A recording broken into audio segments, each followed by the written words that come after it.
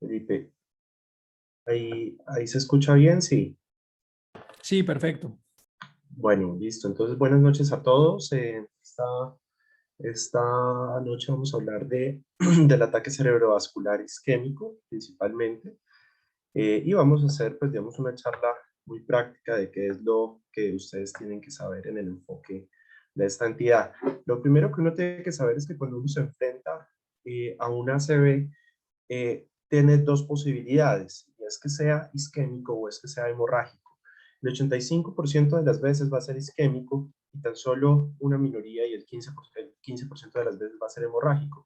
Sin embargo, clínicamente, si bien hay unos signos indirectos que nos permiten hacer esta diferenciación, va a ser muy complicado y por eso tendremos que recurrir a las neuroimágenes para determinar si bien es isquémico o es hemorrágico, como ya lo vamos a hablar en unos momentos. Pero entonces, ese es el primer concepto primordial que yo quiero que ustedes se lleven. La mayoría de eventos van a ser de origen isquémico. ¿Y por qué se va a dar esa isquemia? ¿Por qué se va a dar ese infarto cerebral isquémico? Pues básicamente hay algunas consideraciones que uno tiene que tener, y es que la base de la fisiopatología la vamos a enfocar por esta clasificación, que es la clasificación TOAST, que clasifica a la entidad por su origen, por el origen del infarto, si es de origen aterosclerótico, si es de origen cardioembólico. Por ejemplo, en el caso de una endocarditis infecciosa que manda un émbolo o de una fibrilación auricular en la cual el corazón emboliza y genera que un émbolo tape una arteria del cerebro y se imparte. O también en casos de hipoperfusión en el cual se disminuye el aporte de oxígeno al tejido cerebral y este pues muere. Y también están digamos que están los ACVs de etiología no determinada, los de causa múltiple, por ejemplo, el paciente de aterosclerosis y tiene fibrilación auricular, o que tiene, o que tiene una disección carotidia y tiene endocarditis infecciosa o fibrilación auricular. En fin, toda ACV que sea de dos causas lo vamos a clasificar como un ACV de etiología no determinada de dos causas. Entonces ese es un concepto importante. Siempre que uno se enfrenta ante un ACV, la primera pregunta que uno se tiene que hacer después de hacer el enfoque inicial es ¿por qué le dio un ACV a este paciente? Para poder tratar la causa de base. Muchas veces no vamos a dar con la causa, y pues ahí ya tendremos que hacer todas las medidas de prevención secundaria, pero dar con la causa va a disminuir mucho la probabilidad de recurrencia porque vamos a poder impactar sobre la base de la enfermedad. Y también hay otras anormalidades no arterioscleróticas, como lo son la disección arterial, la displasia fibromuscular, las vasculitis infecciosas. Por ejemplo, una complicación de una meningitis es un infarto infeccioso, se inflama el vaso y eso genera disminución de la perfusión al tejido cerebral, se termina infectando. O las arteriopatías, la anemia de células falciformes o la enfermedad de Moya-Moya. Importante mencionar que la disección arterial es una causa de ACV en jóvenes, puede ser de origen vertebral o carotidio, intracraneal o extracraneal, y que muy frecuentemente se ve asociado con trauma, es decir, paciente joven que llegue con trauma, con un antecedente de trauma y que hace un déficit focal neurológico, debe uno pensar que podría estar haciendo una disección arterial. Es de las primeras cosas que uno tiene que pensar cuando se enfrenta ante una ACV en jóvenes. Rápidamente, para hablar un poco de la fisiopatología, y este dibujo va a ser la base para entender la enfermedad. Aquí en la zona roja de este circulito vamos a ver que eso se llama el core del infarto. Esa es la zona necrótica del cerebro, que ya se murió y de ahí para allá no hay nada más que hacer con esa zona. Donde vamos a poder impactar es sobre la zona naranja, que es la zona de penumbra isquémica, que llamamos de penumbra isquémica, que es donde si podemos hacer tratamiento, es la zona que vamos a salvar, y que si no, de forma progresiva se va a ir necrosando y va a terminar muriendo. Y por último, la zona amarilla, que es la zona de oligoemia benigna, en la cual pues hay síntomas en ese momento, pero esos son síntomas van a ir reduciendo en intensidad y en severidad, dado que la perfusión cerebral lo va a ir compensando a través de la circulación colateral. En cuanto a epidemiología, pues es la causa número 2 de muerte a nivel mundial y la causa número 3 de muerte en Colombia. Se ve en pacientes por encima de los 45 años con mayor frecuencia. y tiene un curso silencioso en el 6 a 28% de los casos. Es decir, no es inusual que en la consulta ustedes se encuentren una resonancia con cicatrices de un infarto con zonas de malasia o zonas que pueden ser sugestivas de un infarto antiguo, que la persona sencillamente nunca se dio cuenta que tuvo un infarto, que fue de curso asintomático. Sin duda, y esto es para que ustedes se lo lleven a la casa, el factor de riesgo primordial es la hipertensión arterial sistémica. Ese es el factor de riesgo cardinal para uno desarrollar una enfermedad para desarrollar la enfermedad cerebrovascular. También está la diabetes, la dislipidemia, muy importante el tabaquismo, la apnea o el SAJOS, la apnea del sueño, la enfermedad cardiovascular, la obesidad y por supuesto el sobrepeso. Son factores monumentales que aumentan el riesgo de presentar una CB. Muy rápido para recordarles a ustedes la anatomía vascular del cerebro y entendiendo esto vamos a entender la sintomatología y vamos a poder hacer un enfoque muy rápido cuando nos enfrentamos a pacientes con déficit focal súbito. Entonces tenemos dos circulaciones en el cerebro, una circulación anterior y una circulación posterior. La anterior dada por la arteria carótida interna, que ingresa al cerebro por el agujero carotidio, y va a tener pues varias porciones, la porción clinoidea, la porción oftálmica, la porción que va, que va al lado de la esquina turca, y finalmente se va a terminar dividiendo en arteria cerebral media y arteria cerebral anterior. Entonces, para mencionar aquí muy rápido respecto a eso, la arteria cerebral media, la arteria carótida interna primero se divide en cerebral anterior y cerebral media. La cerebral anterior va a viajar por la cisura interhemisférica, por donde ustedes ven acá, y le va a dar irrigación a toda esa parte mesial del lóbulo frontal y una parte del lóbulo parietal del cerebro. ¿Qué estructuras importantes están ahí? El homúnculo motor y el homúnculo sensitivo. Como ustedes recordarán, es el hombrecillo o su nombre parado al revés, o una figura humanoide parada al revés. Entonces las piernas va a irrigar la zona del cerebro que le da la inerva o de donde nace la información motora y llega la información sensitiva de las piernas y de los esfínteres principalmente. Entonces, cuando tenemos infartos de arteria cerebral anterior, principalmente vamos a tener compromiso de la pierna contralateral.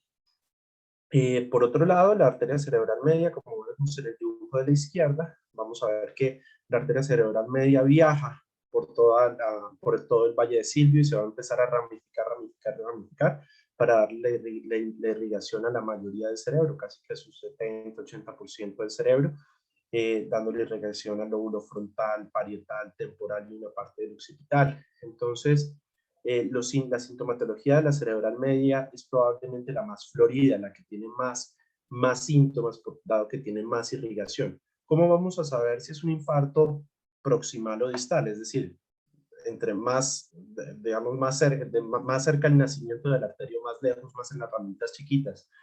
Entonces, si el paciente tiene muchos síntomas, vamos a pensar que es una oclusión proximal, ¿sí? Entonces, ¿qué síntomas nos puede dar?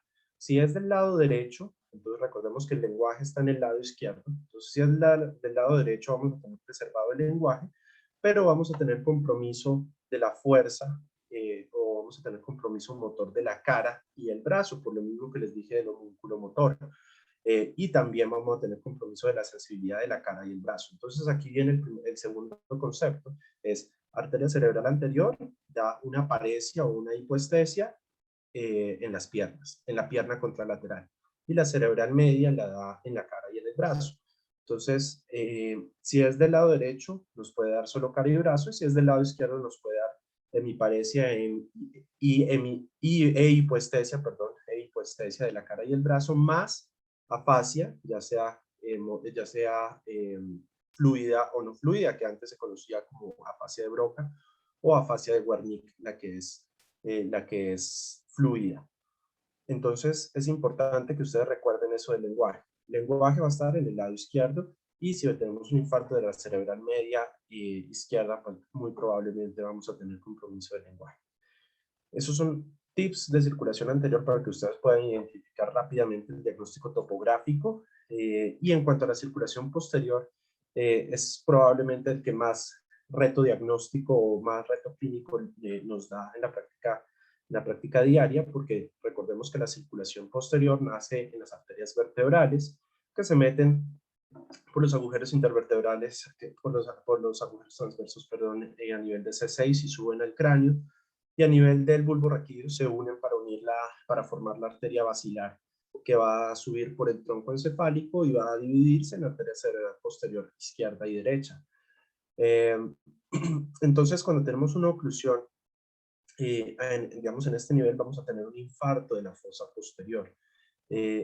¿Cuáles van a ser los más graves? Digamos que a medida que va subiendo, digamos el bulbo raquídeo es el que nos va a generar una sintomatología. El bulbo raquídeo del puente tiene estructuras muy importantes que nos van a dar una sintomatología, digamos, muy florida y de un curso clínico muy grave. Nos puede dar, por ejemplo, alteración del estado de conciencia, nos puede dar un síndrome, nos puede dar un síndrome vulvar que tiene muchísimos síntomas, vértigo, compromiso de la fuerza de todo el hemicuerpo, de todo el hemicuerpo contralateral, compromiso de la sensibilidad de todo el hemicuerpo contralateral, en fin, tiene mucha sintomatología, al igual que los infartos de la arteria cerebral posterior que nos pueden generar ceguera cortical, que nos pueden dar ceguera o compromiso de la visión, pues con síntomas visuales. Digamos que los síntomas de circulación posterior son mucho más difíciles de identificar porque no son tan floridos como los de la circulación anterior. Siempre pensar en un infarto en un paciente que tenga un vértigo muy fuerte, ¿sí? Un vértigo que no se quita con nada, que sea persistente, que cumple con los criterios de un vértigo central, siempre pensar que fue de aparición súbita, sobre todo, siempre pensar en una CV de fosa posterior. Aquí, lo que les mencionaba, los territorios vasculares, digamos, ya pintados en un corte axial en el cerebro profundo, digamos, a nivel de los ganglios basales. Ven ustedes como la cerebral media se lleva casi que el 80% de la irrigación del cerebro, lo mismo en este dibujo. Miren cómo la cerebral media viaja por el valle de Silvio y se empieza a ramificar. Estos son a lo que llamamos las zonas de watershed, que son las zonas limítrofes del cerebro, y a qué hace referencia esto de watershed, significa que está entre un territorio y otro. Entonces miren que esta zona morada está entre el territorio de la arteria cerebral anterior y la cerebral media, y acá entre la cerebral media y la cerebral posterior. Cuando yo tengo un infarto en cuña, en esa zona limítrofe, lo primero que tengo que pensar es que este paciente pueda estar haciendo infartos hemodinámicos, por ejemplo, que digamos infartos por bajo gasto cardíaco. Es lo primero que uno se le debería venir a la mente. Entonces eso es muy importante tener en cuenta y tener consideración en cuanto a la localización del infarto en la imagen, que ya lo vamos a hablar un poco más adelante. Entonces nada, esto es un poco como para recordarles lo que ya les di. Recordemos, tip sencillo de recordar, compromiso de la pierna, arteria cerebral anterior, de la cara y el brazo de la arteria cerebral media. Síntomas visuales, nos van a dar los infartos de la arteria cerebral posterior, y si tiene compromiso del lenguaje, que puede ser fluido o no fluido, recordemos que el lenguaje se evalúa con la nominación, la comprensión y la repetición. Entonces, el compromiso del lenguaje va a ser típicamente del hemisferio izquierdo. Entonces, es una cosa importante, y clasificarlo, por supuesto, en si es una afasia fluida, es decir, que la persona habla, o no fluida, en la cual la persona no habla. Las no fluidas son, sin lugar a dudas, las afasias que antes eran conocidas como afasias de Broca, y las no fluidas son las afasias de Broca, y las fluidas son las de Wernicke, en la cual el paciente puede pasar incluso como loco. El paciente no le está entendiendo a usted lo que usted le está diciendo, pero él responde cuánta cosa él está produciendo en su lenguaje. Y pues es importantísimo evaluar la nominación, la comprensión y la repetición. Esto es un poco pues lo que les acababa de mencionar, y esto es un tópico monumental que ustedes tienen que saber, que es el de los síndromes lacunares. Hay infartos que son infartos muy pequeños, que se pueden dar principalmente en las regiones subcorticales, es decir, en la sustancia blanca y no en la corteza, en los cuales se pueden coger solo fibras motoras o solo fibras sensitivas, o pueden coger fibras motoras y sensitivas, y nos pueden dar estos típicos síndromes lacunares, que pues, digamos, dentro de los más frecuentes están el motor puro y el sensorial puro, que son enfermedad de pequeño vaso. Entonces, siempre que ustedes vean un infarto pequeño, o un síndrome, un infarto lacunar, piensen que eso es enfermedad de pequeño vaso. Y los principales factores de riesgo, como se los mencioné ya, son la hipertensión arterial y la diabetes. Que estos, como son tan pequeños, muchas veces pueden pasar desapercibidos y pueden ser clínicamente silenciosos, como lo pongo ahí en la diapositiva. El diagnóstico diferencial del ACV es enorme. Entonces, no todo déficit focal súbito es un ACV, pero siempre tenemos que pensarlo, siempre tenemos que descartar que sea un ACV. ¿Qué más puede ser? Puede ser un estatus epiléptico, puede ser una encefalopatía hipertensiva, puede ser una alteración del estado de conciencia multifocal, puede ser una encefalopatía hepática, en fin, muchas cosas, una hipoglicemia muy importante. Eh, Todos estos son cosas como un síndrome de vasoconstricción cerebral reversible o un PRES, que lo ven mucho los internistas. Y pues bueno, estas son cosas que uno tiene que tener en cuenta. No todo déficit focal neurológico súbito es ACV, pero siempre lo tenemos que pensar y es lo primero que debemos descartar antes que pensar en un diagnóstico diferencial. Y ahí es donde ustedes van a ser mejores médicos si toman esa conducta. Siempre pensar primero en ACV, lo descartan y ya pueden empezar a pensar en el resto de cosas. Porque sin duda, con mucha seguridad, o con gran seguridad, la condición más grave de todas es el ACV.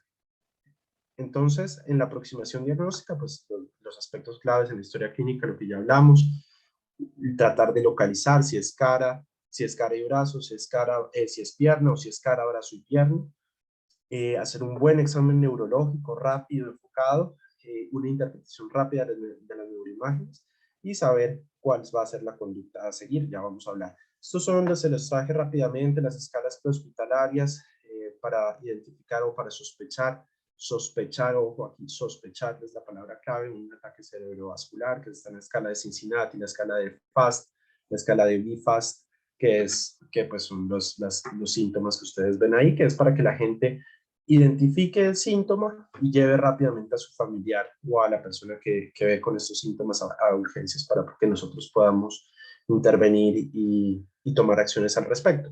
Entonces, hay un concepto que ustedes en su práctica médica se van a encontrar cuando trabajen o cuando sean internos o ahorita estudiantes, y es el código de ACV.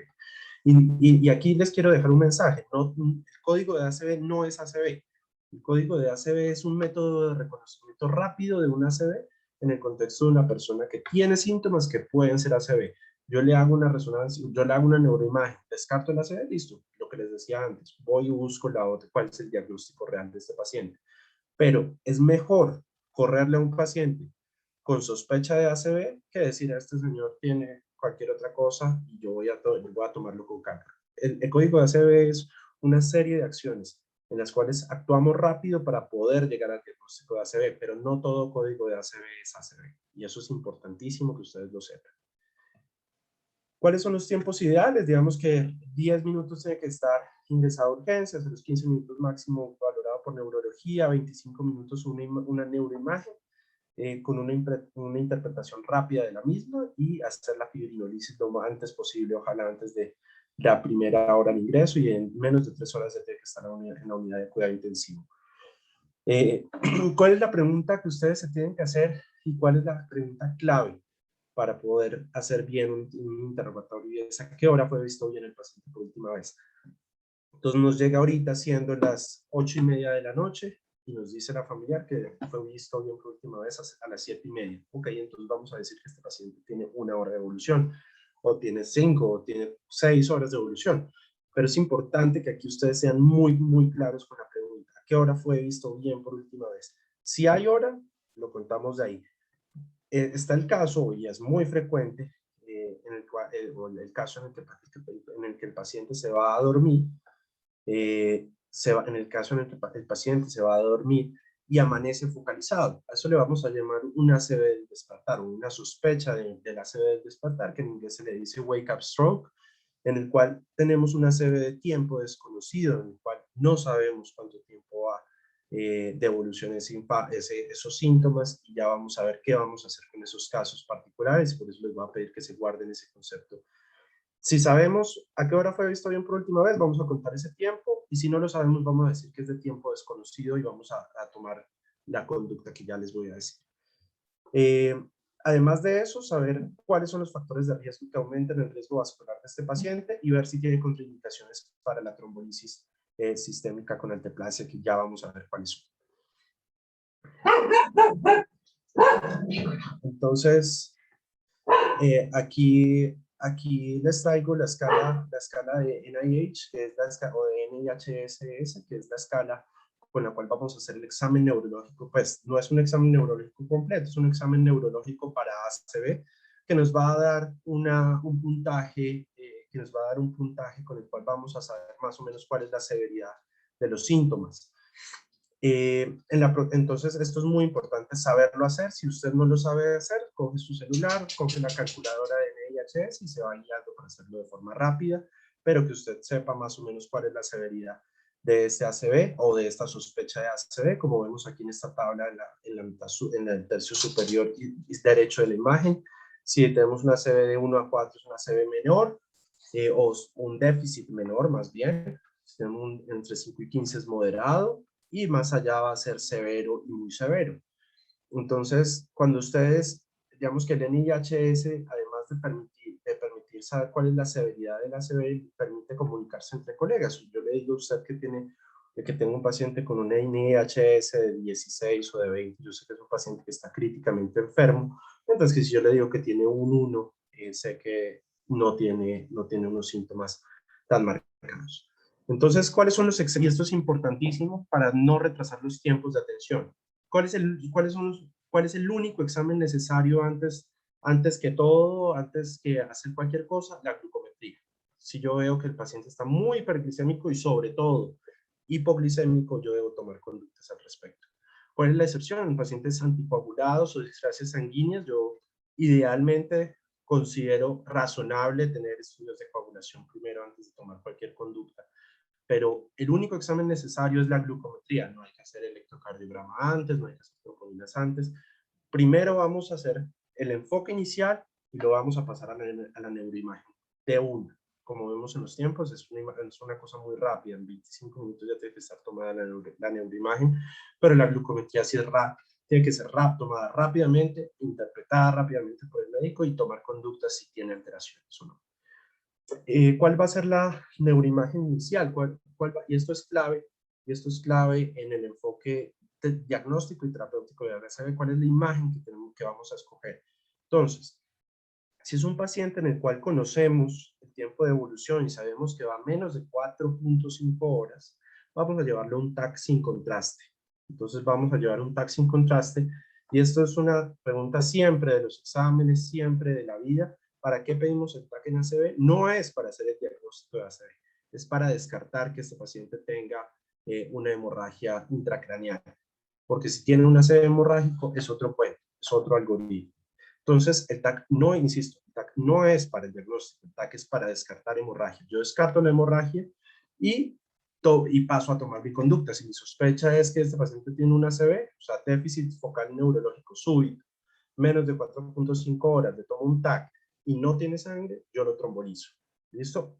Entonces ustedes se preguntarán, ¿pero cómo así? Entonces el diagnóstico es clínico. En ese caso el diagnóstico es clínico si vamos a tomar la decisión solo con un TAC, y es absolutamente razonable. Y ustedes también se preguntarán, ¿y qué tal si no es un ACV? Entonces eso es una duda que se tiene muy frecuentemente en la práctica clínica. Y la respuesta es mejor trombolizar un mímico o un simulador de ACV que no trombolizar un ACV. El riesgo de complicaciones o el riesgo de transformación hemorrágica realmente es muy baja con la trombolisis, es del 1 al 2%, por lo cual consideramos que es razonable hacer una trombolisis solo con un TAC que no muestre sangre en el contexto de un paciente sugestivo de ACV.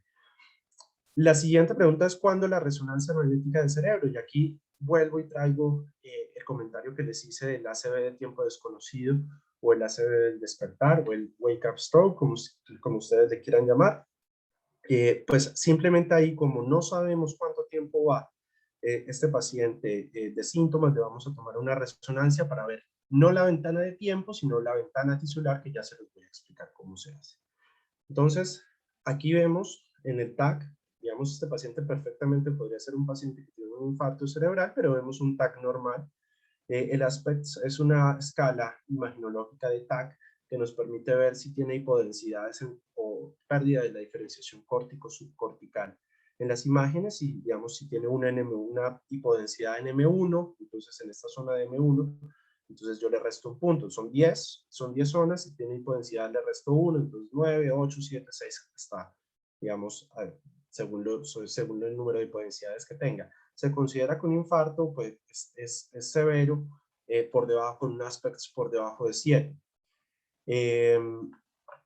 Entonces, es importante tener claro eso.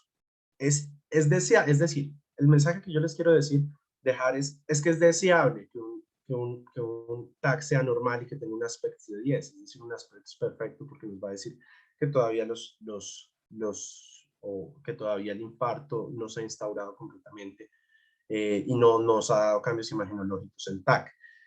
¿Cuándo vamos a ver los cambios en TAC? Hay unos cambios tempranos, que la arteria cerebral media hiperdensa, que ustedes van a ver, en fin, pero en general los cambios se van a empezar a ver a las 6 horas en TAC.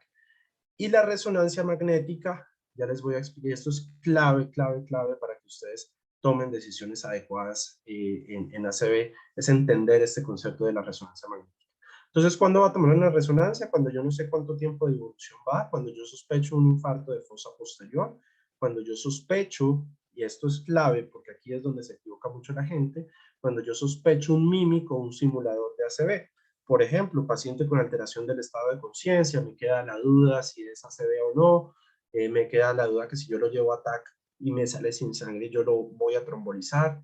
Entonces yo me tomo una resonancia magnética y la resonancia magnética sí me va a dar el diagnóstico. Esta sí me va a dar el diagnóstico de ACV a diferencia del TAC. ¿Cómo me lo va a dar? Entonces les voy a mostrar esto aquí.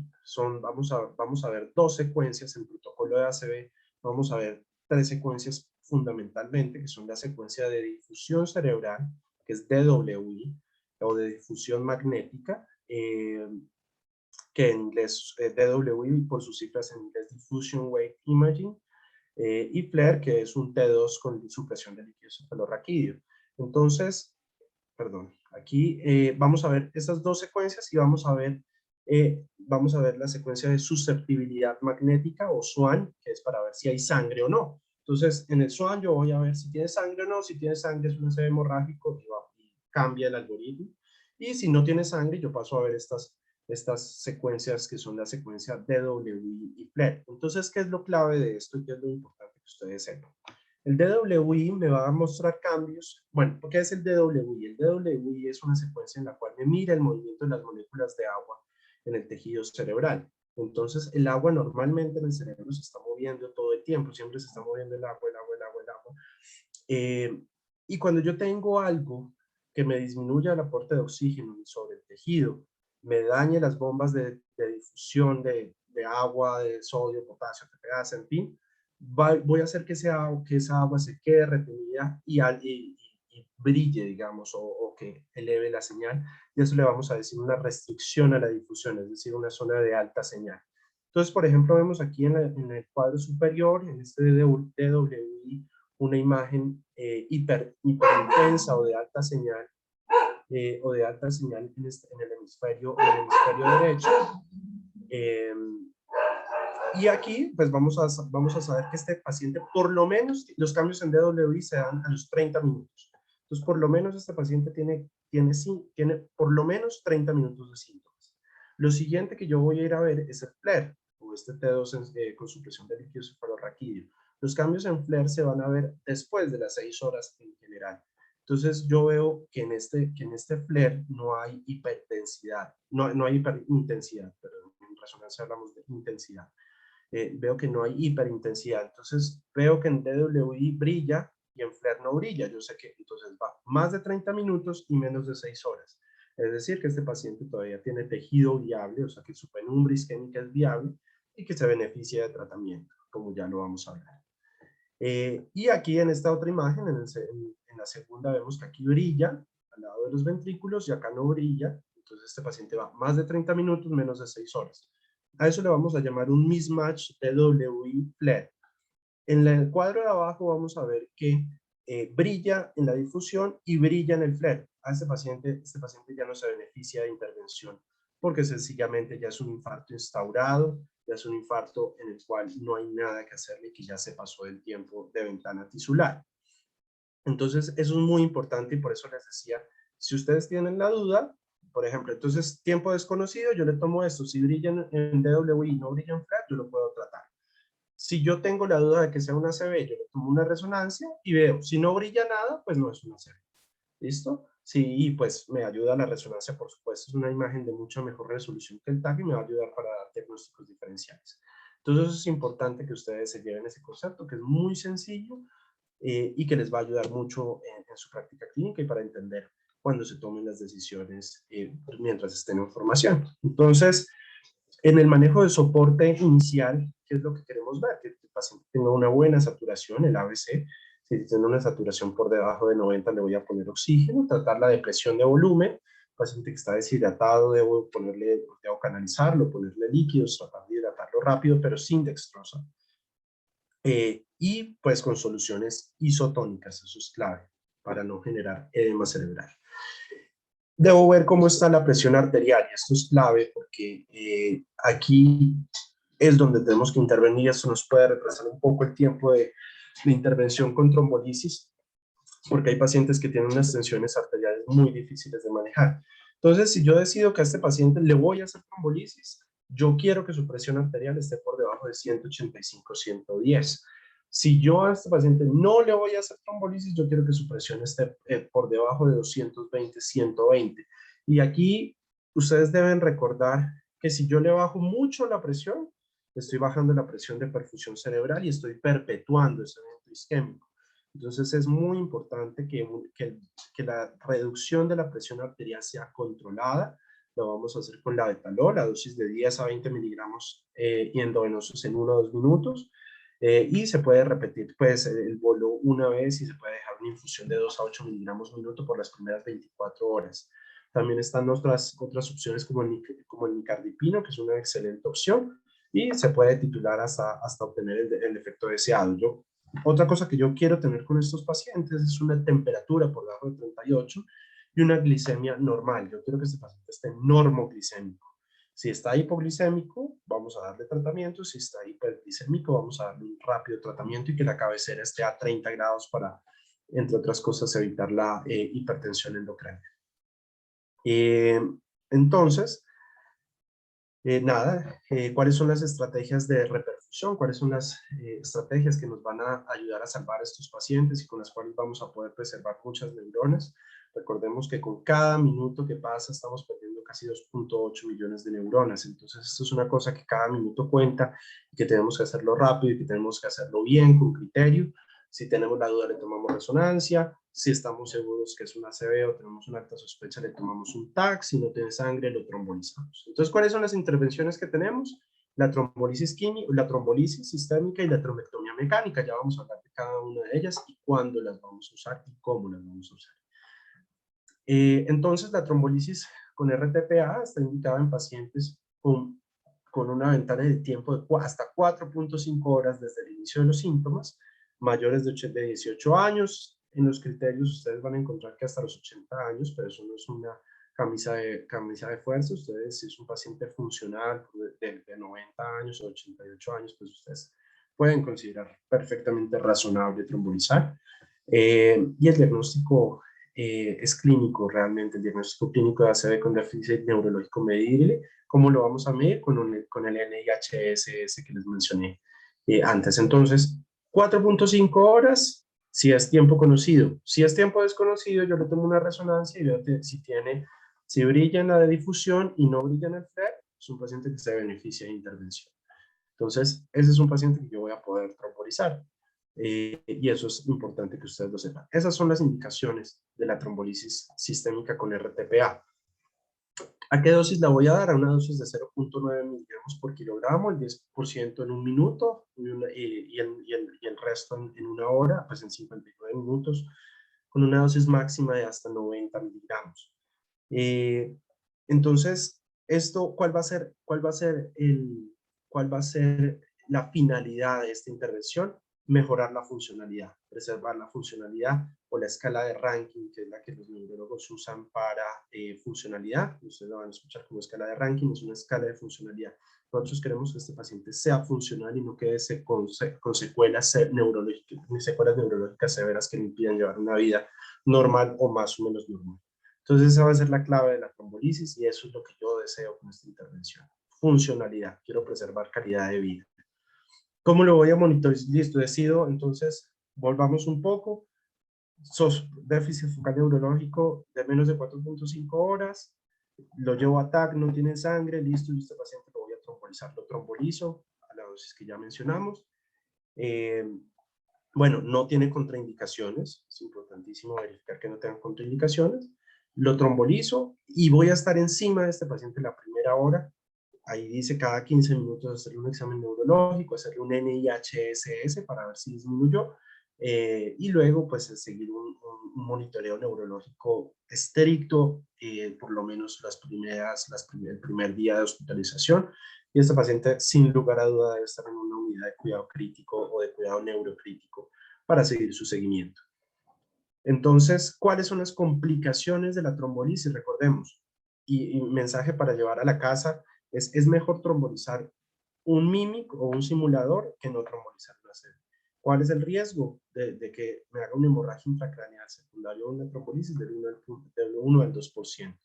Entonces, este paciente yo lo trombolizo y dentro de las complicaciones que yo le debo explicar a la familia, la más grave y la más letal es la hemorragia intracraneal. Entonces, un paciente que me hace una transformación hemorrágica es una condición grave que amenaza sin lugar a duda la vida. Entonces yo tengo que tomar estas conductas, que son interrumpir la infusión, mantener la tensión arterial por debajo de 140-160, dar precipitados 10 unidades y dar ácido tranexámico 1 gramo IV en 10 minutos. Otra complicación rara realmente es el angioedema orolingual, que es una complicación rara pero potencialmente peligrosa porque genera una obstrucción mecánica de la vía aérea y pues puede incluso amenazar la vida. La vamos a tratar de esta forma, interrumpimos la infusión y le damos un bolo de corticoide de 125 miligramos para disminuir la inflamación. Entonces también tenemos la otra intervención que les estaba comentando, que es la trombectomía mecánica. Ya hablamos de trombolisis, ahora vamos a hablar de trombectomía mecánica o terapia endovascular. Se entra por la pierna, o sea, generalmente se entra por la pierna, se sube al cerebro con un catéter, es como un cateterismo del cerebro. Y aquí lo que queremos es ver que el paciente cumpla los siguientes criterios. Esto es un poco más fino y aquí uno tiene que tener mucho más cuidado y tiene que hilar mucho más fino en la interpretación clínica e imaginológica de estos pacientes. Entonces, ¿cuáles son los criterios principales? Que tengan un MRS, una escala de ranking modificada previa al evento de 0 y 1, es decir, que sea un paciente completamente funcional o que tenga una funcionalidad bastante aceptable, que es un paciente que hace sus cosas solo, que en la casa se maneja solo, en fin. Y esto es el otro concepto clave, que es que tenga una oclusión de la carótida interna o de la porción M1 de la arteria cerebral media, no da M2. M2 es desde que se ramifica. Ya, digamos, cada vez más se está tratando de incluir a los pacientes con infartos en M2, pero en general vamos hasta M1. Entonces se sube con el catéter, se ubica el trombo proximal, que tiene que ser proximal, y digamos que hay varias opciones, se puede succionar, o se puede aspirar, o se puede poner un stent, y se saca el trombo. Paciente con una edad de más de 18 años, con un NIHS de 6, es decir, que tenga un déficit neurológico significativo. Y aquí, de entrada, porque vamos a ver que tiene una ventana de hasta 24 horas en casos seleccionados, pero de entrada hasta las primeras 6 horas. ¿Cómo voy a saber yo por imagen que este paciente tiene un trombo proximal? Pues perfecto, cuando creemos que el déficit es, cuando creemos que el déficit neurológico es súbito y es significativo, yo le tomo la imagen, sea TAC o resonancia, mi siguiente mejor conducta es, después de descartar de que sea sangre, mi siguiente mejor conducta es tomarle una imagen vascular del cerebro. ¿Cuáles son las imágenes vasculares del cerebro? Un angiotac de cerebro o una resonancia magnética, una angioresonancia que la podemos tomar con tiempo de vuelo o time of flight, como ustedes lo van a encontrar. Entonces, recordar pues que en el angiotac vamos a usar contraste y no necesitamos función renal previa, porque esto es una urgencia y vamos a tener que hacerlo ya. Esto es muy rápido, esto es una cosa muy rápida, no vamos a tener que, no necesitamos creatinina previa, salvo que el paciente sea enfermo renal crónico conocido. Y en la resonancia, que vamos a hacer una angioresonancia con tiempo de vuelo o con time on fly, no vamos a usar contraste. No se usa contraste, el resonador hace la reconstrucción de los vasos y se va a poder ver la imagen vascular si tiene un trombo proximal o no. Entonces, con eso yo les respondería a la pregunta si se la hicieron, de cómo sé yo si tiene un trombo proximal o no, con una imagen vascular. Entonces hago el diagnóstico de ACV, lo siguiente que yo voy a querer hacer es ver si tiene trombo proximal o no. Entonces, ¿por qué les dije que estos pacientes en principio son hasta las 6 horas, pero se puede extender la ventana y imagínense esta maravilla hasta 24 horas del evento? Es una ventana muy amplia, pero eso sí tiene unos criterios muy estrictos que, digamos, es un poco más para el nivel de, si a ustedes les interesa neurología, pero con imágenes avanzadas del cerebro, de imágenes por perfusión, yo puedo saber si hay tejido todavía salvable a las 24 horas y si cumple los criterios, que hay unos estudios que hicieron unos criterios para saber eso, pues yo hasta 24 horas podría considerar razonable hacer una trombectomía mecánica en una oclusión proximal de la circulación anterior. Aquí les muestro un angiotac. Aquí vemos una oclusión, en la imagen A vemos una oclusión de la arteria cerebral media en su primera porción. ¿Cómo sé yo que está ocluida? Porque aquí vemos que pasa en medio de contraste y aquí deja de pasar en medio de contraste. Lo mismo acá. Vemos que se pinta la arteria, puff, y aquí se corta, se secciona porque ahí tenemos un trombo. Y vemos que la circulación de ahí para allá está muy reducida. Aquí vemos que sale una arterita, pero está muy reducida con respecto a la del otro lado. Al igual aquí en una angiografía, vemos cómo se amputa el flujo sanguíneo y que no tiene circulación de ahí para allá. Y bueno, digamos que eso quería mostrarles cómo se ve en las imágenes, pues en la imagen vascular, una oclusión proximal. Entonces, quiero traerles esto. Aquí, bueno, no sé por qué no salió en la diapositiva, entonces un repaso práctico de qué es lo que yo tengo que hacer. Entonces, sospecha de ACV, y la primera pregunta que yo me voy a hacer es cuánto tiempo va. Si la familiar o el paciente me dice que es 4.5 horas o menos, yo le tomo un TAC o una resonancia. ¿Cuándo resonancia? Si yo tengo la duda de si es una ACV. TAC, si yo estoy seguro que es o tengo una alta sospecha que es una ACV, le tomo un TAC. Le voy a hacer pues la escala de NIHS que ya se les mencioné. Si yo veo que es una ACV menor, cuyo déficit es mínimo y cuyo déficit no le va a afectar la calidad de vida, yo considero que el riesgo de una trombolisis va a superar el beneficio de la misma. Entonces no se beneficia si es una ACV menor, y ahí la importancia de hacer bien un NIHSS. Si por el contrario yo veo que es una ACV mayor o igual a 4, entonces mayor o igual a 4, la siguiente pregunta es, ¿dónde está el trombo? Yo le tomo un angiotac, una angioresonancia, y veo si es de vaso grande, sí, es decir, proximal, carótida interna, o M1. Entonces yo le voy a hacer trombolisis más trombectomía, si está por debajo de 4.5 horas. Si no es un vaso grande, es un vaso después de M1, o sea, M2, M3 o M4, yo le voy a hacer simplemente trombolisis. Y esto es muy importante. ¿Qué exclusión a la regla tengo aquí en este menor a 4? Si tiene un NIHS por debajo de 4, pero con déficit que afecte la calidad de vida. Por ejemplo, dentro de la escala de NIHS, yo evalúo el lenguaje. Si yo veo que ese paciente, toda la fuerza me puntúa bien, la cara está bien, la sensibilidad está bien, no tiene ataxia, la coordinación está bien, pero tiene déficit de lenguaje, es decir, me da un NIHS de 1 o de 2, y eso le va a afectar la calidad de vida, yo considero razonable trombolizarlo y que el beneficio supera el riesgo. ¿Listo? Entonces, lo segundo que yo voy a ver es el paciente con una ACV de más, digamos, de más de 4.5 horas. Entonces, un paciente que supere las 4.5 horas, yo quiero saber si este paciente todavía tiene ventana si todavía tiene ventana tisular para yo hacerle una intervención. ¿Qué voy a hacer? ¿Qué podemos hacer aquí en Colombia, en la mayoría de centros? Una resonancia magnética de cerebro. Vamos a ver el DWI que ya les enseñé y el FLAIR. Si brilla en DWI y no brilla en FLAIR, se beneficia de intervención. Si brilla en DWI y brilla en FLAIR, no se beneficia de intervención. Entonces, si se beneficia de intervención, es decir, por ejemplo, en en ACV del despertar, yo le tomo una resonancia, cumple criterios, esos criterios que les acabo de mencionar, y es un déficit significativo que le afecta la calidad de vida, yo le hago trombolisis, ¿sí? Y si yo veo que tiene un vaso grande, si yo veo que tiene un vaso grande, entonces yo lo voy a llevar a trombectomía mecánica, que es un poco pues lo que les estoy mencionando acá. Y por el contrario, si es un paciente que brilla en DWI y brilla en FLAIR, no se va a beneficiar de ninguna de las dos intervenciones. Entonces, aquí ustedes en esta diapositiva se van a encontrar con esta palabra que es TAC por perfusión.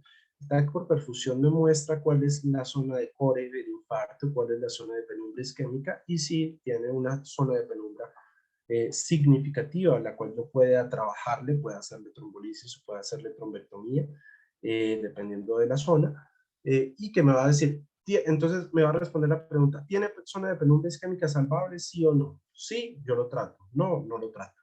Eso es, digamos, lo que nos va a responder la pregunta. El TAC por perfusión, sin embargo, lastimosamente en Colombia no está disponible en la mayoría de centros, pero sí tenemos en muchos centros la resonancia magnética en la cual podemos hacer la secuencia de difusión y de FLAIR que nos va a ayudar a tomar muchas decisiones que van a beneficiar a nuestros pacientes. Listo, yo hago diagnóstico de ACV, lo trato o no lo trato, digamos, pacientes que yo decido no tratar porque tiene contraindicación, por cualquier cosa, porque se pasó del tiempo, porque brilló en FLAIR y brilló en difusión. Listo, a todo paciente con ACV yo le voy a hacer estudios de riesgo vascular para ver cuál es la causa de ese ACV. Entonces, ¿qué le voy a hacer? A todos les voy a hacer un ecocardiograma, inicialmente transtorácico a la mayoría de pacientes, para ver si tiene una sospecha de trombo ventricular, si tiene un foramen oval permeable, si tiene aneurismas del septum, y el transesofágico se lo voy a hacer a pacientes con una alta probabilidad de cardioembolismo con ecocardiograma transtorácico negativo, pacientes en los cuales yo sospeche una endocarditis infecciosa, pacientes con válvula mecánica, con pacientes con patología del arco aórtico, yo voy a considerar razonable hacer un ecocardiograma transesofágico. El monitoreo Holter de 24 horas yo lo voy a hacer cuando tengo sospecha de que la etiología pudo ser por fibrilación auricular. Entonces, aquí yo quiero que ustedes se lleven este mensaje. El ecocardiograma me va a mostrar lesiones estructurales del corazón, ¿sí? Me va a mostrar si está grande, si tiene un índice auricular grande, si tiene trombo, lo que les dije. Y por el contrario, el Holter me va a mostrar más la electrofisiología del corazón, si este paciente tiene una fibrilación auricular, si tiene una arritmia, si no. Entonces, esa es como la cosa, y según la sospecha, a todos les voy a hacer ecocardiograma, pero no a todos les voy a hacer Holter. Voy a hacerle Holter a un paciente en el cual yo considere razonable hacerlo. ¿Qué más les vamos a pedir? Le vamos a pedir estudios de vasos de cuello. Entonces, hay dos estudios de vasos de cuello, que es el Doppler de vasos de cuello y el angiotac de vasos de cuello. ¿Cuándo Doppler y cuándo angiotac? Doppler, si yo tengo un infarto de circulación anterior. El Doppler no es tan bueno para los infartos de circulación posterior. Luego, para infartos de circulación posterior, una de las indicaciones es una indicación de angiotac de cuello y de cerebro. Entonces, paciente con infarto de circulación posterior, yo voy a considerar razonable hacerle un angiotac de cuello, así sea más costoso, también cuando yo sospecho una disección vertebral o una disección carotidia. ¿Cuándo lo voy a sospechar? Más que todo en pacientes jóvenes, más que todo en pacientes que tuvieron un antecedente de trauma, que extendieron mucho el cuello. Esos son pacientes en los cuales yo voy a sospechar disecciones y voy a considerar razonable dentro de los estudios de riesgo vascular hacerle un angiotac de cuello.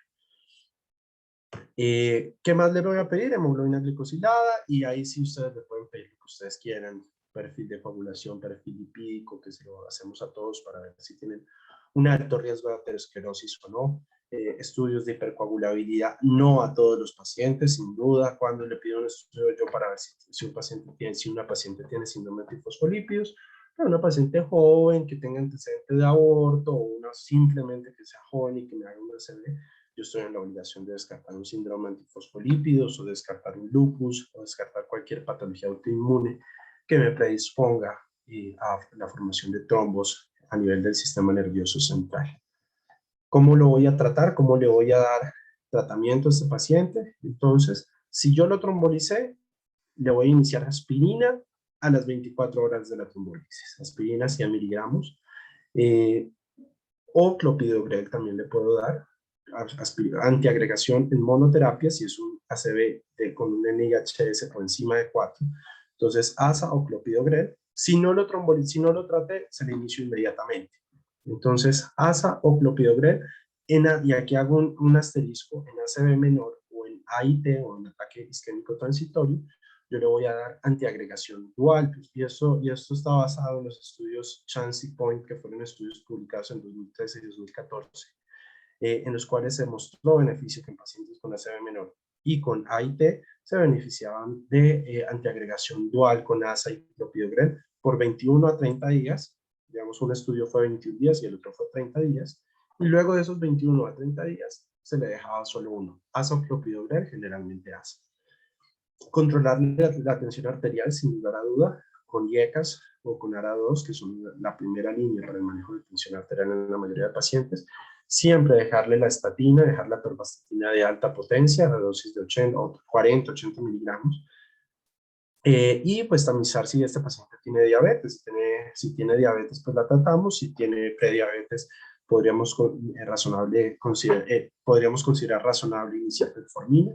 Y si no tiene diabetes, pues nada, hacerle seguimiento. Y si es un paciente con riesgo de SAJOS, y pues hacerle un polisomnograma y darle el manejo al mismo con CPAP. Eso sería todo. No sé si hay alguna pregunta.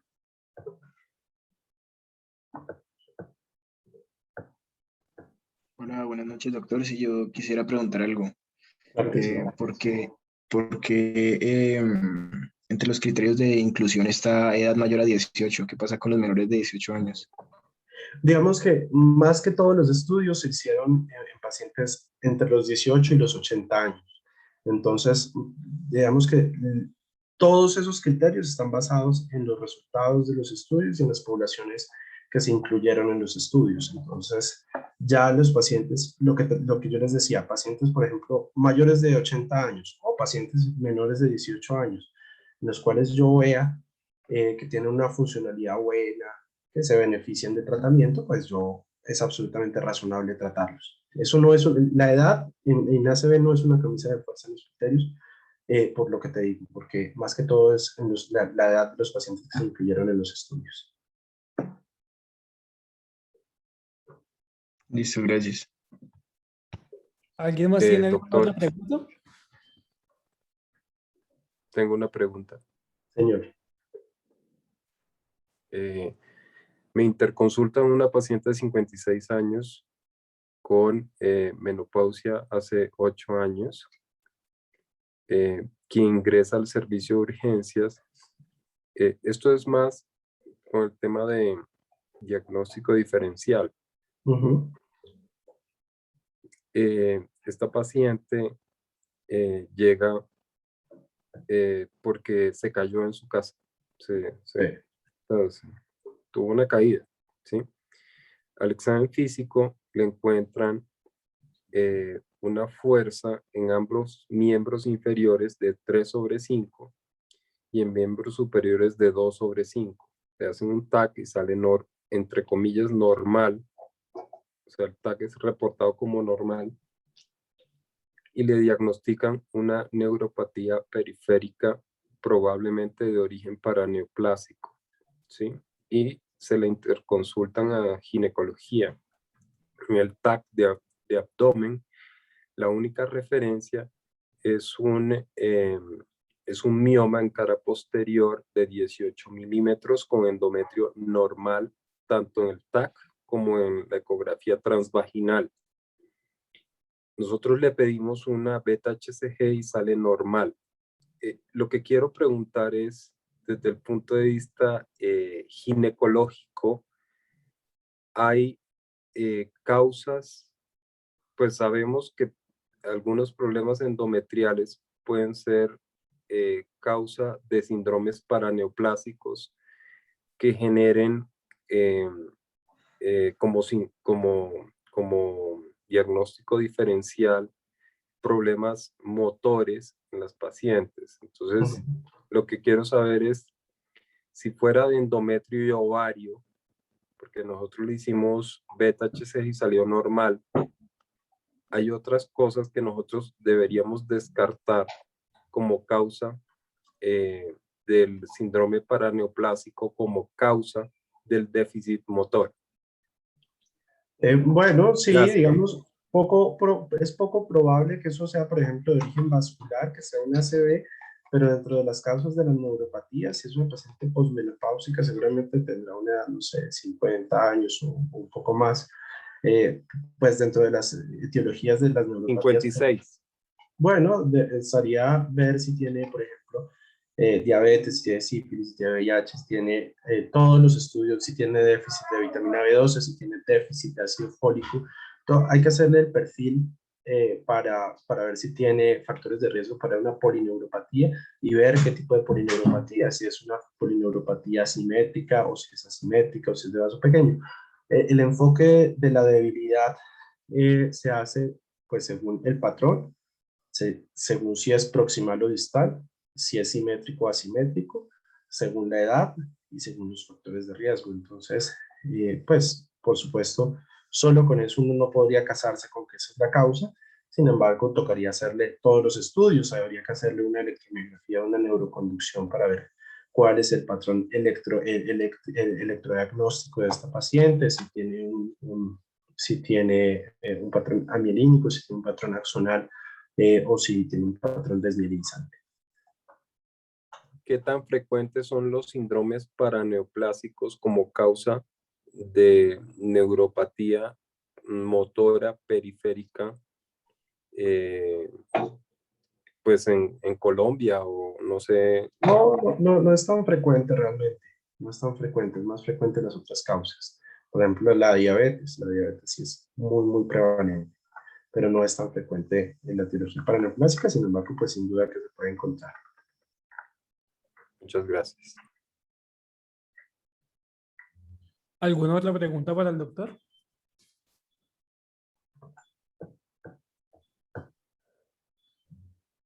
Doctor, pues por parte de la Junta Directiva del IMIC, pues queremos darte las gracias. Fue una presentación muy clara. Abordaste absolutamente todo el tema diagnóstico, de evaluación diagnóstica y diagnósticos diferenciales de la ACV.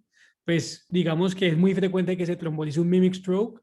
Entre ellos están las migrañas con aura, las migrañas hemiplégicas, la parálisis posictal de Todd y todos estos eventos, pues digamos que terminan siendo trombolizados y obviamente es para evitar el riesgo de que sí sea un ACV isquémico, que obviamente es una patología de mucho mayor morbilidad y mortalidad en este tipo de pacientes. Digamos que de todo lo que dijiste que fue muy claro, pues agregar pues cositas muy básicas, entre ellas que pacientes mayores de 25 años, 1 de cada 4 personas mayores de 25 años en algún momento de su vida va a tener un ACV isquémico. Entonces eso es supremamente importante porque es una patología pues, muy prevalente y además de eso cada año se reportan más de 13.7 millones de casos.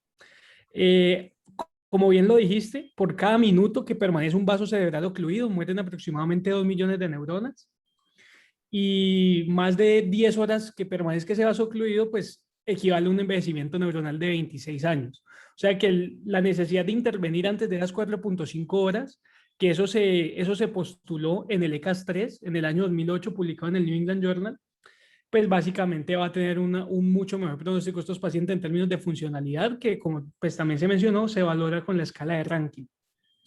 Por último, pues para todos los que están presentes en la charla, digamos que si bien en el ECAS-3, que fue el estudio preliminar, pues para establecer esa ventana de 3 a 4.5 horas, eso no es una ventana de fuerza.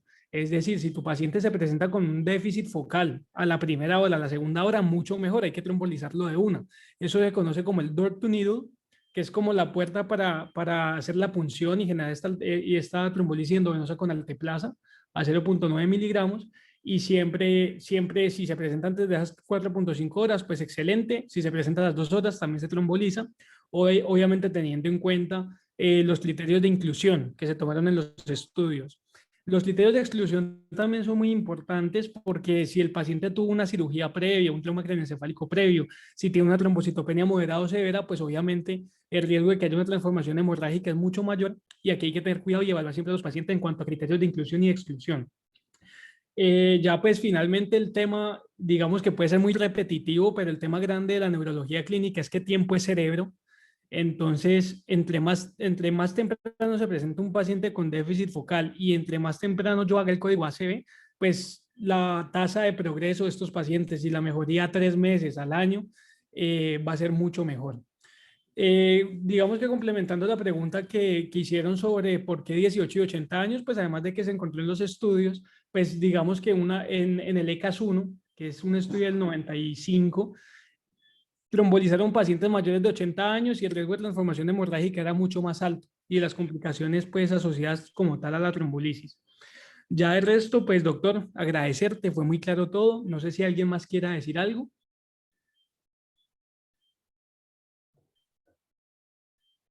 No, pues Felipe, muchísimas gracias por la invitación. Siempre muy dispuesto a colaborarles y a ayudarles en lo que pueda. Doctor, una pregunta. En la Claro. Fundación Santa Fe, o de pronto no sé si usted ha leído sobre el dímero D como un predictor de accidente cerebrovascular en vaso grande.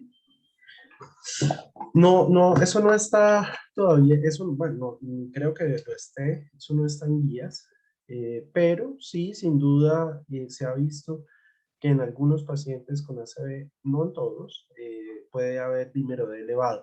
El dímero D tiene un valor pronóstico mucho mejor en trombosis de senos venosos. En trombosis de senos venosos, las guías europeas sí lo incluyen y dicen que es razonable pedir dímero D a los pacientes con trombosis de senos venosos para economizar gastos, para economizar costos. Sin embargo, es muy complicado por su baja especificidad, pues, digamos, con un dímero de tomar cualquier tipo de decisión. Es más por lo académico. Acá no, recientemente no se pide, ocasionalmente se pide, pero no es no es lo más habitual porque no te cambia nada la conducta. No te cambia nada la conducta. Igual, si tú lo sospechas, le vas a tomar la neuroimagen y por eso vas a tomar la decisión. Perfecto, doctor. Muchísimas gracias. Ahí Juan Sebastián creo que quiere decir algo. Felipe, pues tengo entendido que el dímero de ahorita, pues como decía Andrés, pues es, digamos, es muy poco específico, pero se tiene muy en cuenta en COVID, más que nada, más que en ACV o en otras patologías, digamos que está más recomendado para COVID. Y en COVID sí es muy, muy específico. Listo, muchísimas gracias. Ahí por el grupo del IMIC se les mandó un link que es para el curso gratuito del NIS.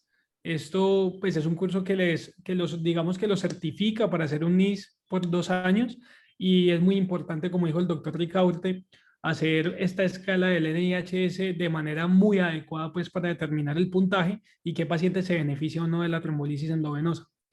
Entonces, ya con eso pues finalizamos la charla. Doctor Ricardo, nuevamente muchísimas gracias. Fue una excelente charla. No, con todo el gusto. Con todo el gusto. Muchas gracias. Listo, que estén Doctor muy bien. Ricardo, muchas gracias. No, con todo el gusto. Gracias a ustedes por la atención. Muchas Que estén- gracias. Bueno, que estén muy bien.